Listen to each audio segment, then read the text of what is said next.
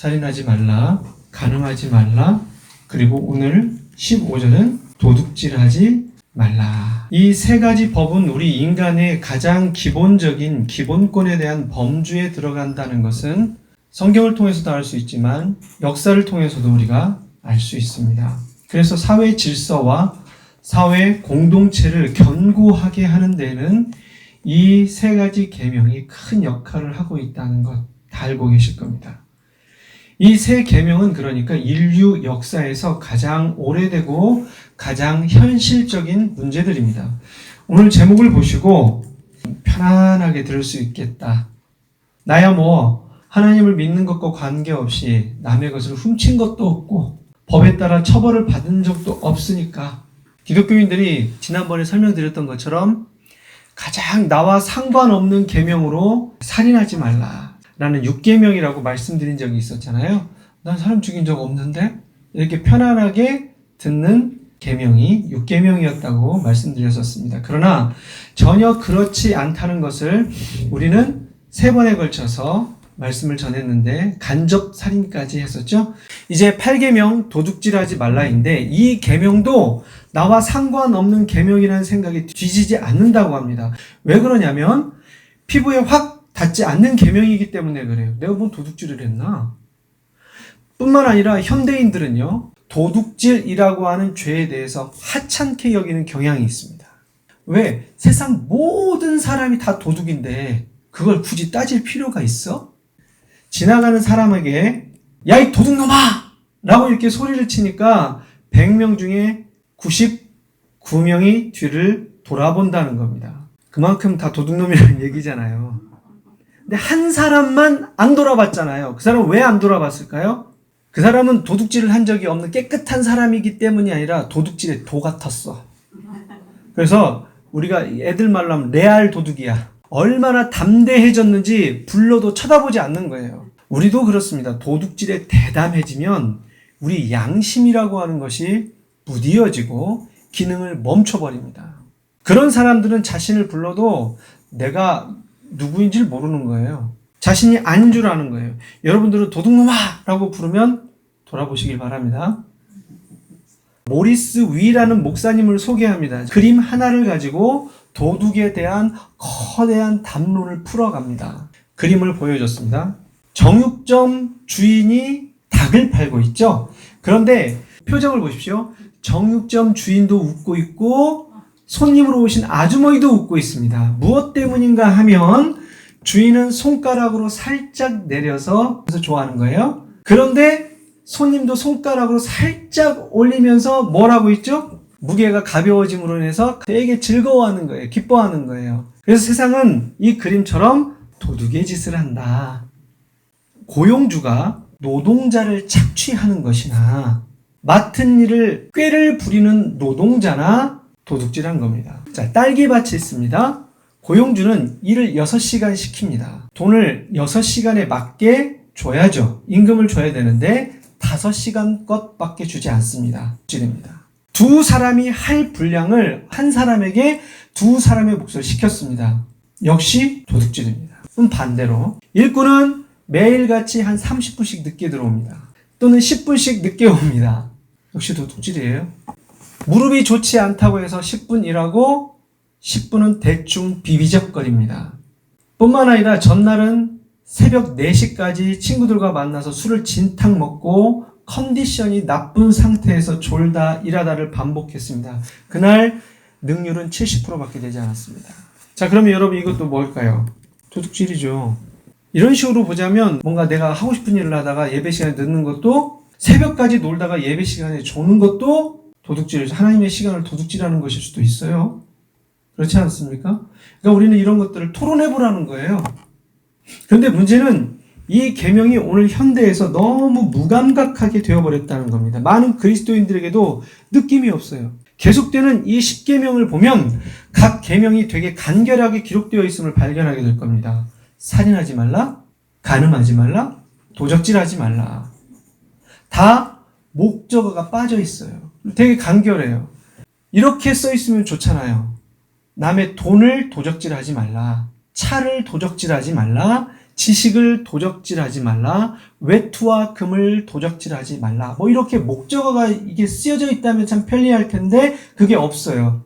간음도 그래요. 유부남과 간음하지 마라, 유부녀와 간음하지 마라, 창기와 간음하지 마라, 남창과 간음하지 마라. 왜 간단하게 쓰여 있다고 생각하세요? 굉장히 다양한 것을 설명하고 있고 넓은 의미를 설명하고 있기 때문에 목적어를 설명하지 않는 거예요. 그래서 간음도 우리가 살펴보면 다양한 가족들과 관계를 맺는 것도 간음이다. 짐승과 관계를 맺는 것도 간음이다. 남자가 남자와 여자가 성행위를 하는 것도 간음이다. 그리고 예수님 뭐라고요? 마음에 음욕을 품은 것도 간음이다. 그렇기 때문에 목적어가 없는 겁니다.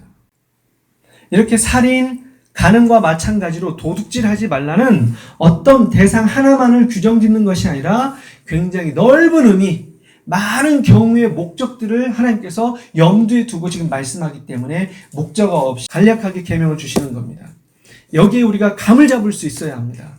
결국은 우리가 통찰하게 되겠지만 하나님께서 성경을 통해 도둑에 대한 우리 생각을 비웃는 다양한 사례를 주실 겁니다.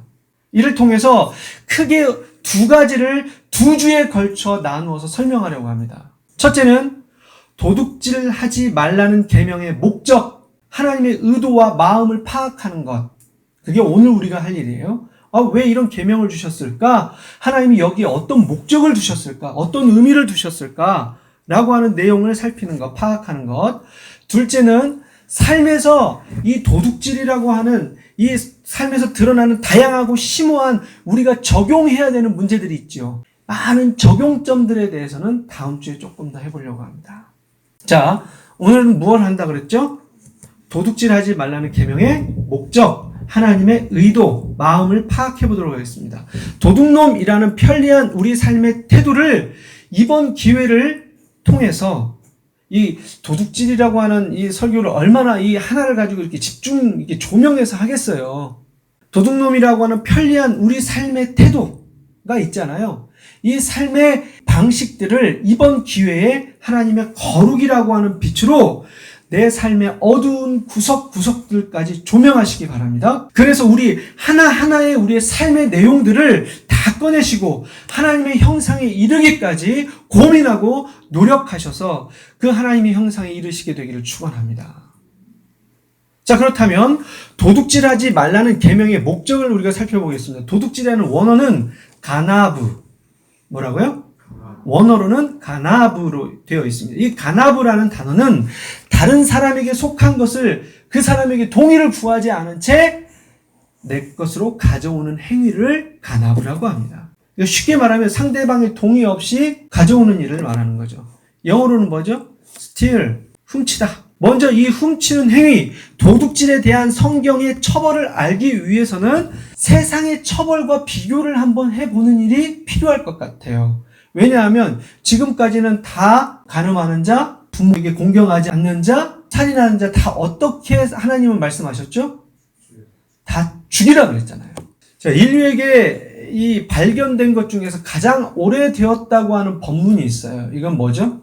함무라비 법전이죠. 여기에서는 어떻게 설명하고 있냐면 이 바벨론이라고 하는 나라는 BC 1800년 전, 그러니까 약 지금으로부터 4000년 전이 되는 거예요. 이 함무라비 법전에 보면 도둑질한 사람은 죽여라로 되어 있어요. 중동의 즉 이슬람의 경전 코란에서는 도둑질한 사람은 어떻게 하라고 나오나요? 손목댕이를 잘라버려라. 제가 아는 어떤 집사님이 아기 때 자기가 그랬대요. 동네 그 구멍가게 있잖아요. 그 구멍가게에서 뭐가 먹고 싶어가지고 그거 하나를 이렇게 훔쳤는데 그거 먹으려고 했는데 걸려버렸대요. 이 주인 아줌마가 이놈과 손목댕이를 잘라버린다고 한 번만 더 그래. 무서워가지고 다시는 손을 안 댔다 그러더라고. 이슬람의 경전 코란에서는 도둑질한 사람은 손을 자르라 라고 되어 있습니다. 상당히 세상에서는 이 도둑질에 대한 법이 가혹하죠. 성경은 어떻게 표현되고 있을까요? 지금까지 부모에게 저주하는 사람, 부모 치는 사람, 살인하는 사람, 간음하는 사람 다 죽이라고 우리가 성경 말씀을 읽었잖아요. 그러니까 죽기를 각오하는 법들이었는데 이 도둑질에 대해서는 하나님께서 그렇게 말씀하시지 않는 걸 봐요. 도둑질은 앞의 법들보다는 좀 완화되어 있어요. 좀 너그러워요. 그래서 도둑질에 대해서는 배상법을 요구하셨어요. 배상해라. 도둑질했다면 배상해라. 우리가 성경들을 쭉 좀 찾아보고 빨리 마치도록 해볼까요? 네, 출애굽기 22장 4절입니다. 출애굽기 22장 4절입니다. 같이 읽습니다. 도둑질한 것이 살아 그의 손에 있으면 소나 닭이나 양을 막론하고 갑절을 배상할지니라. 몇 배를요? 그렇죠. 2배죠. 하나 훔쳤으면 2개 주면 되는 거죠. 그래서 갑절 2개 훔쳤으면 4개를 줘야 됩니다. 갑절을 배상해야 됩니다. 22장 7절에도 또 써 있습니다. 우리 같이 읽습니다. 사람이 돈이나 물품을 이웃에게 맡겨 지키게 하였다가 그 이웃집에서 도둑을 맞았는데 그 도둑이 잡히면 갑절을 배상하라고 나옵니다. 2배의 배상을 해야 한다는 겁니다. 그러고 보면 상당히 8계명은 다른 법들에 비해서 처벌이 무게감이 떨어지는 듯하게 보이지요. 여기에 함정이 있는 거예요. 그런데 성경을 읽다 보면 좀 더 다른 양상들이 펼쳐져요. 별로 안 보고 싶으세요? 한번 볼까요? 네. 도둑질해서 돌려줄 수 있다면 우리가 배로 주면 되잖아요. 도둑질하고 바로 스스로 자백을 해요. 아, 내가 이거 도둑질하고 난 내 양심에 너무 찔려. 그래서 회개합니다. 하나님이 회개합니다. 그리고 사람에게 찾아갑니다. 하나님에게만 회개하면 안 돼요. 성경은 그렇게 말하지 않았어요. 그런데 이상한 영화들이 그리고 이상한 교회들이 그렇게 행동을 해오니까 그 내용을 가지고 영화로도 만들어지고 그랬잖아요. 예, 미량 같은 영화들이. 도둑질을 하고 바로 스스로 자백하고 회개했을 경우에는요, 그 값의 20%만 더 주면 돼요. 이슬비 집사님, 제가 이슬비 집사님 거 그 맥북을 가져갔습니다. 제가 다시 돌려드립니다. 죄송해요. 욕심이 나서 그랬습니다. 그러면서 20%를 더해서 줘야 합니다. 그걸 100만 원 주고 샀다면 120만 원을 주면 되는 거죠. 그런데 이런 경우도 있습니다. 22장 1절입니다. 자, 22장 1절 시작! 그는 그 소 한 마리에 소 5마리로 갚고 양 한 마리에 양 4마리로 갚을지니라. 여긴 좀 다르네. 2배로 갚으라면서요. 근데 이건 몇 배예요?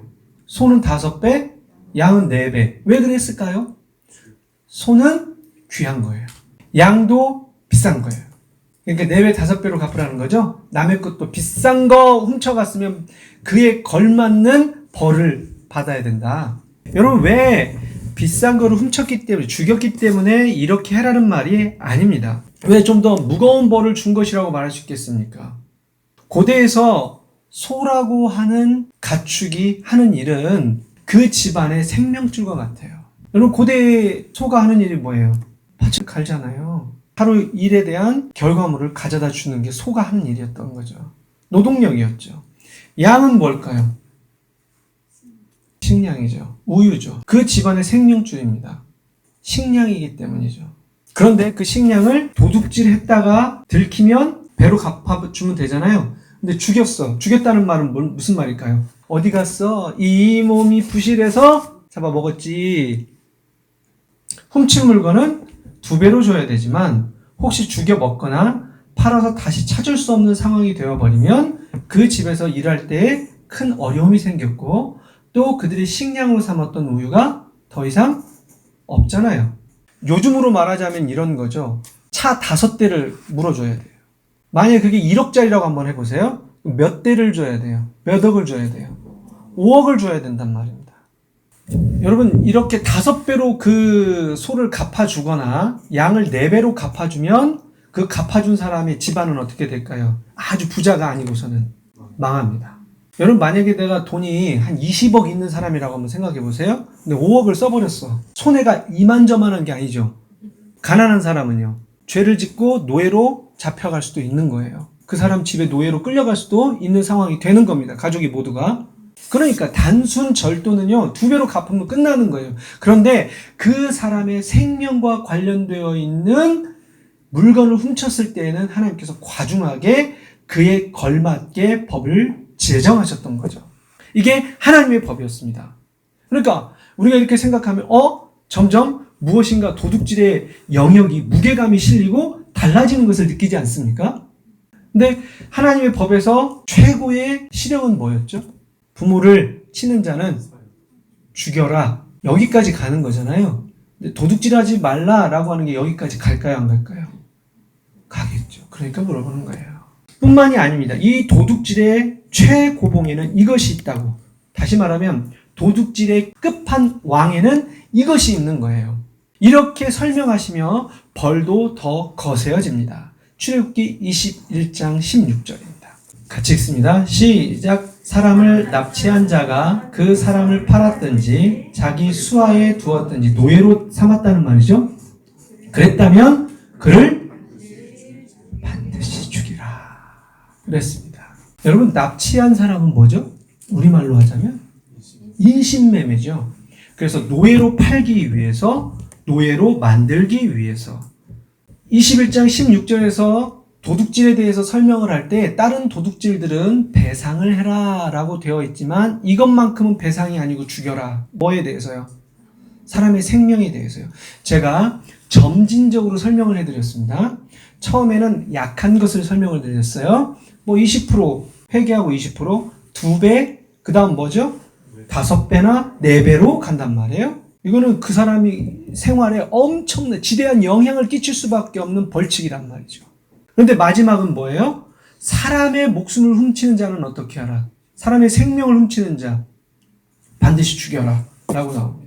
여러분, 자꾸 이렇게 하나님께서 이 법에 대한 벌을 하나님께서 무겁게 책정하시는 데는 어떤 의미가 있다고 했죠? 생명을 걸고 지켜야 되는 것이다 라고 하는 것을 설명하시기 위함이라고 했잖아요.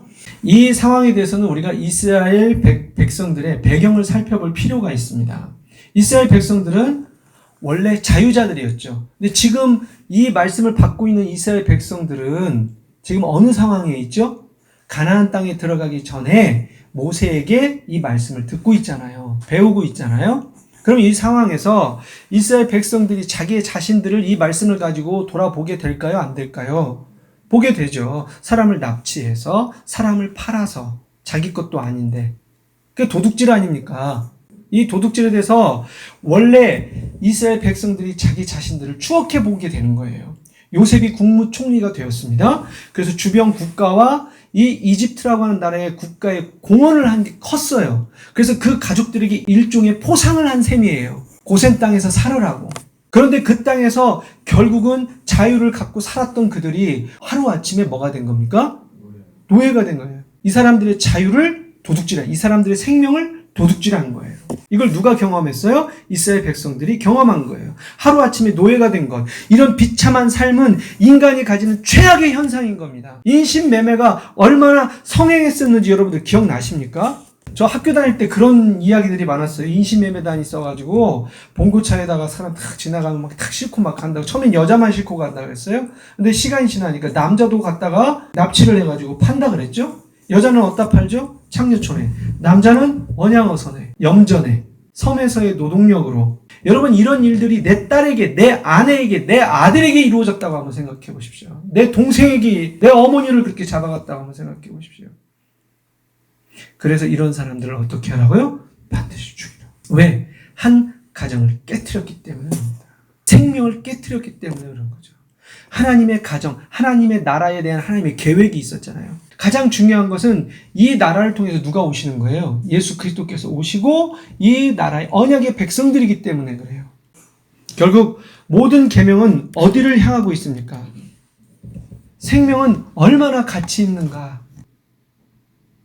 나쁜 짓이긴 하지만 삶을 살아가는 사람들에게 어려움들이 있습니까? 없습니까? 그 어려운 사람들이 이런 선택을 했을 때 너희들이 그 사람의 생명을 존중해줘라 라는 말입니다. 레미제라 보면 우리가 잘 아시는 대로 무엇 때문에 그 가진 고생을 다 하죠? 빵 한 조각 때문이죠. 그 책이 말하고 있는 것이 무엇이라고 생각하십니까? 인간의 생명을 유지하고 더불어 살아가는데 너무 가혹한 잣대가 우리를 행복하게 하지 않는다는 거예요. 살기 위해서잖아요. 우리가 너무 가혹한 잣대들을 들이밀고 있지는 않은가? 사회에서. 정말 이 사회가 요구하고 이 사회가 나아갈 방향이 무엇인가? 그 사람들이 굶지 않도록 도와줘야 되잖아요. 힘을 줘야 되잖아요. 도둑질하지 말라라고 하는 이 8계명은 실상 두 가지를 목표하고 있었습니다. 하나는요, 사람의 유괴나 인신매매를 금지하는 법입니다. 두 번째, 일상적인 절도 행위를 금지하는 법입니다. 왜?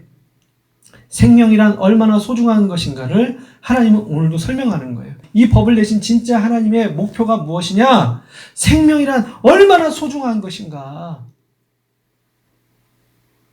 그래서 사람의 목숨을 도둑질할 때는 첫 번째, 그 중에는 정말 배가 고파서 살기 위해서 그걸 선택한 사람도 있잖아요. 그러면 적절하게 조치를 취하고 다시 살게 해줘라. 승아가 도둑질을 하지 않도록 우리가 해야 할 일이 뭘까요? 상황을 살펴서 그 사람이 도둑질을 할 상황이 된다면, 그렇게 하지 않고서는 도저히 해결할 수 없는 그런 삶의 위기에 처해 있다면 우리가 해야 할 일은 뭐라는 거예요? 승아가 먹을 수 있는 것들을 우리가 제공해 줘야 되는 거죠. 그게 도둑질하지 말라라고 하는 하나님의 목표예요. 생명 살아갈 수 있게. 요한 크리소스톰이라고 하는 교부가 있었습니다. 그는 이렇게 성경을 통해서 정리해서 말했습니다. 가난한 이들과 나누지 않는 것은 가난한 이들의 것을 도둑질하는 것이고 그들의 목숨을 빼앗는 것과 같다. 우리가 가지고 있는 것들은 가난한 사람들의 것이다. 우리가 다음 주에 가서 좀 더 이렇게 펼쳐가면서 얘기하려고 했지만, 로또를 사서 하나님께 헌금하는 것은 옳지 않습니다. 하나님께서 이 말씀에 걸맞게 우리가 살아가는 그리스도인의 자세가 아닙니다. 내가 많은 금액을 로또를 통해서 얻을 수 있지만 다른 사람들은 다 뭐 한 거예요? 잃은 거예요. 그 잃은 것을 내가 다 취한 거거든요. 하나님 그거 원하시지 않아요. 가난한 사람들과 이런 제도 하나님 원하시지 않아요. 신명기 15장 4절 5절입니다. 제가 성경 좀 찾고 마친다 그랬죠? 가난한 이들의 것을 도둑질하지 맙시다. 그들의 목숨을 빼앗는 것과 같은 거니까. 우리가 가지고 있는 것들은 가난한 사람들의 것으로 만들어졌어요. 그래서 가난한 사람들을 돌봐야 된다는 거예요. 그리스도는 이렇게 말했습니다. 어디에 근거해서? 이런 말씀들의 근거해서 한 거예요. 그 말씀들을 좀 찾아보겠습니다. 신명기 15장 4절 5절입니다. 시작. 내가 만일 내 하나님 여호와의 말씀만 듣고 내가 오늘 내게 내리는 그 명령을 다 지켜 행하면 내 하나님 여호와께서 내게 기업으로 주신 땅에서 내가 반드시 복을 받으리니 너희 중에 어떤 사람이 없을 거다. 가난한 자가 너희에게 그렇게 줄 거다. 내 법은 그런 법이다. 도적질하지 말라, 도둑질하지 말라 라고 하는 이 법은 무슨 법이다? 가난한 자가 없는 법이다. 가난의 몫은 인간의 문제가 아니라고 우리가 생각하는 사람들 정말 많아요. 그래서 옛말에 이런 말이 있죠. 뭐 가난은 나라님도 뭐 해결 못한다고. 그러나 하나님은 그렇게 말씀하시지 않아요. 가난은 해결되는 문제라고 얘기하세요. 그건 약속의 땅에서 약속의 자손으로 약속의 나라에서 살아가는 백성들이 이루어가는 삶이라고 말하는 거예요. 신명기 15장 11절 읽겠습니다. 조금 더 살펴봅니다. 신명기 15장 11절 찾으셨습니까? 그 본문이죠? 11절 시작. 땅에는 언제든지 가난한 자가 그치지 아니하겠으므로 내가 내게 명령하여 이르노니 너는 반드시 내 땅 안에 내 형제 중 곤란한 자와 궁핍한 자에게 내 손을 펼지니라. 아멘. 우리가 11조 왜 내죠? 신앙의 태도이기도 하지만 하나님 주인이십니다라고 하는 것도 있지만 모여진 곳으로 뭐 했나요? 가난한 자, 고아, 과부, 위기에 처한 사람들 도왔어요? 안 도왔어요? 땅에는 언제든지 가난한 자가 그친다고요? 안 그친다고요? 그칠 수가 없어요. 가난한 사람은 그치지 않습니다. 내가 내게 명령하여 이르노니 이렇게 말씀하고 있어요. 11절에 너는 반드시 내 땅 안에 내 형제 중 곤란한 자, 궁핍한 자에게 내 손을 펼쳐라. 아멘 해야 되는데 펼쳐라. 네, 펼쳐라. 우리가 바꿀 수 있는 그 한 사람이 되어야 합니다. 하나님의 명령 옛날 말씀이 아니에요. 지금도 살아서 우리에게 요청하는 말씀이에요. 하나님 우리에게 내가 내게 명령하노니 네 손을 펼쳐라. 네 배만 하지 말고 펼쳐라. 우리가 바꿀 수 있는 그 한 사람 한 사람이 되어짐을 우리의 삶을 통해서 보여줘야 합니다. 왜?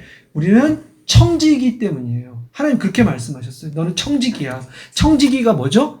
내 것이 있어요? 없어요? 없어요. 그냥 받아서 쓰다가 다시 놓고 가는 것이 뭐라고요? 청지기예요. 집사님 가진 재산이 있으시죠? 그죠? 그럼 그 재산은 놓고 가요? 아니면 가지고 가나요? 그래서 청지기라고 말씀하시는 거예요. 찾아보겠습니다. 디모데전서 6장 7절. 우리가 세상에 아무것도 가지고 온 것이 없음에 또한 아무것도 가지고 가지 못하리라. 이 세상은 어떤 세상이에요? 나누는 세상이라고 그랬잖아요. 왜 그래야 될까요? 우리는 재물을 얻을 수 있는 능력을 주님께 받았지만 그건 역시 뭐라고요? 론이라고요. 론. 대출이라고요. 하나님께 대출 받아서 쓰는 거예요. 내 것이 아니라 다 놓고 가는 거예요. 아무것도 가지고 온 것이 없음에 또한 아무것도 가지고 간다고 못 간다고요. 그게 지금 말씀입니다. 아무것도 가지고 못 가요. 근데 미련한 짓 하지 말라는 거죠. 대출 받아서 사는 삶을 살라는 거예요. 어리석게 살지 말고.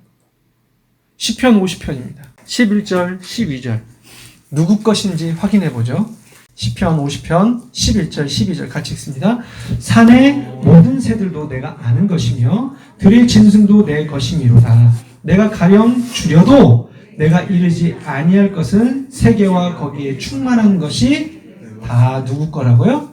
주님 거라고 쭉 설명하고 있습니다. 욥의 고백도 한번 들어보죠. 욥이 이렇게 말했습니다. 욥기 31장 16절입니다. 같이 읽습니다. 찾으셨죠?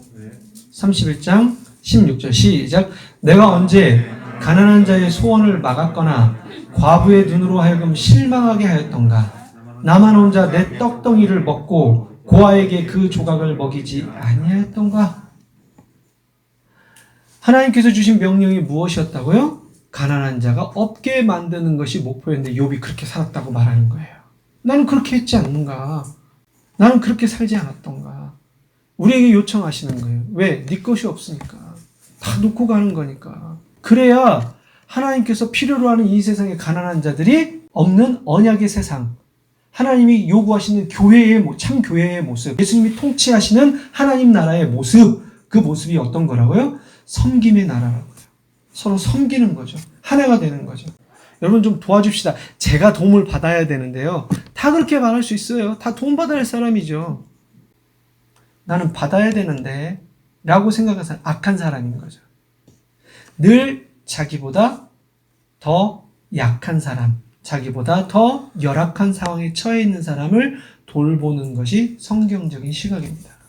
그걸 하라는 거예요. 이번에 국민들이 막 힘을 합치잖아요. 이런 것도 뉴스를 통해서 봤어요. 어떤 장애인이 노란 봉투에다가 돈을 좀 담아가지고, 돈이었던가요? 돈하고 뭐 마스크 뭐 이런 것들 뭐 담아가지고 경찰서 앞에다 놓고 도망가더라고요. CCTV를 보니까. 글을 봤는데 글이 이제 저는 장애인이에요. 이렇게 글씨가 돼 있는 거예요. 근데 저 같은 사람도 도울 수 있을 것 같아서 늘 도움만 받아왔는데 이런 상황에서는 좀 돕고 싶습니다. 라고 해서 그런 걸 실천을 한다는 말이에요. 저는 그 금액이 어떻게 쓰여지고 어디에 들어가고, 저는 그것은 중요한 일이지만 아주 그렇게 중요한 문제 아니라고 생각합니다. 저 보십시오. 넌 뭐 이상한 놈이야 또 이렇게 얘기할지 모르겠지만 저는 이렇게 생각합니다. 그런 마음들 그런 행동 하나하나들이 우리 안에서 펼쳐져 가는 것이 하나님 나라의 사실은 진정한 하나님께서 요구하신 모습이었다는 거죠. 그게 우리가 해야 할 일인 거예요. 나만 혼자 내 떡덩이를 먹고 고아에게 그 조각을 먹이지 아니하였던가? 나는 그렇게 하지 않았던가? 우리가 하나님께서 요청하신 그 삶을 정말 살았던가? 힘이 있든 없든 그 속에서 따뜻함을 실천해 나가는 그런 나라가 하나님 나라였던 거예요. 사람은 오히려 어려움에 처하면 더 밝은 면을 드러내기도 하는 것 같습니다. 잠언 30장 7절 9절 마지막으로 찾겠습니다. 잠언 30장 7절에서 9절까지입니다. 잠언 30장 7절에서 9절입니다. 같이 읽습니다. 내가 두 가지 일을 주께 구하였사오니 내가 죽기 전에 내게 거절하지 말고 좀 들어주십시오. 8절입니다. 곧 헛된 것과 거짓말을 내게서 멀리 하옵시며 나를 가난하게도 마옵시고 부하게도 마옵시고 오직 필요한 양식으로 나를 먹여주십시오. 9절. 혹 내가 배불러서 하나님을 모른다, 여호와가 누구냐 할까 하오며 혹 내가 가나여 도둑질하고 내 하나님의 이름을 욕되게 할까 두려워함이니이다. 아멘. 여러분, 우리가 이 정도 살면 하나님 앞에 감사하시면 됩니다. 그리고 이 위치에서 우리가 신실한 하나님께서 우리에게 보여주신 인생의 목표를 향해 달려가면 됩니다. 이것이 바로 우리의 기도가 됐으면 좋겠고 우리의 소원이 되었으면 좋겠습니다. 어제 떴던 그 이미지죠. 한국의 간호사가 세계를 감동시키고 있다. 뭐 이런 제목이에요. 이제 컴퓨터 갖고 있으니까 저만 보았군요. 네, 떴더라고요. 그래서 우리의 간호사들이 자기가 피할 수도 있잖아요. 그런데 찾아가잖아요. 우리는 지금 피하고 있잖아요. 어떻게 도망갈 생각만 하고 있잖아요. 적극적이잖아요. 하나님은 누가 되라고 얘기할까요? 어떤 사람이 되기를 원할까요? 어떤 이는 이 순간에도 함께 애쓰고 싸우고 수고하는 사람들이 있단 말이죠. 저 영광의 상처들을 보세요. 하나 더 넘겨줘 보세요. 이국종 교수라고 여러분들이 잘 아시죠? 골든 아워에 나오는 겁니다. 내 환자들이 숨을 거둘 때 살이 베어 나가듯 쓰렸고 보호자들의 울음은 귓가에 잔향처럼 남았다. 죽음과 눈물이 일상이 되었을 때 나는 내 손끝에서 죽어간 환자들의 수를 머릿속으로 헤아리는 것을 그만두었다. 누군가 고통과 절망에 처해 있을 때 나는 안 걸렸으니까, 나는 아니니까, 우리는 좀 나으니까 우리 너무 이렇게 편안한 자세로 살아가고 있지는 않습니까? 하나 더 넘겨줘 보세요. 이게 우리 일인데 저 사람이 이런 말을 해. 저 사람 교회 다녀요? 나 잘 모르는데. 뭐 실체가 어떤지도 모르겠어요. 어쨌든 그 책에 이렇게 써 있습니다. 마지막 같이 한번 읽어볼까요? 시작. 사람을 살리는 것, 그것이 우리의 일이다. 저 보십시오. 사람을 살리는 것, 그것이 우리의 일입니다. 저 사람이 믿지 않는다면 생명을 살리는 일에 최선을 다하기 때문에 우리는 영혼을 살리는, 가정을 살리는, 죽어가는 사망에서의 삶을, 죄 사함을 얻게 하고 생명을 얻어 하나님 나라의 영생을 누리게 하는 그 일에 우리는 부르심을 받은 사람. 사람의 생명을 물질보다 귀하게 여기시고 중요하게 여기는 것이 하나님의 계명입니다. 도둑질하지 말라. 그러니까 단순히 남의 걸 훔치는 것을 얘기하는 것이 아님을 우리는 잘 알게 됐습니다. 그 사람의 생명을 지켜줘라. 그 사람이 살아갈 수 있도록 해줘라. 그 사람이 가난함과 애처럼과 절망과 고통에 처해 있을 때 너희가 무엇 해줘라? 나누라. 그래서 힘과 용기와 살아갈 생명을 줘라. 아멘. 생명의 떡을 나누어 주어라. 아멘. 그게 오늘 나누어 준 설교문이에요. 너희가 먹을 것을 주어라. 너희가 그 생명의 떡을 주어라. 할렐루야. 사람을 살리는 것, 그것이 우리의 일입니다.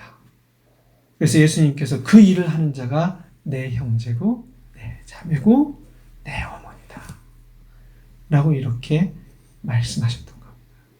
우리 도둑질하지 말라가 단순하지 않고 얼마나 하나님의 위대한 뜻과 사랑과 자비가 담겨져 있는지 다시 한번 마음에 깊이 새기시고 나누고 살리는 일에 동참할 수 있기를 축원합니다. 기도하시겠습니다.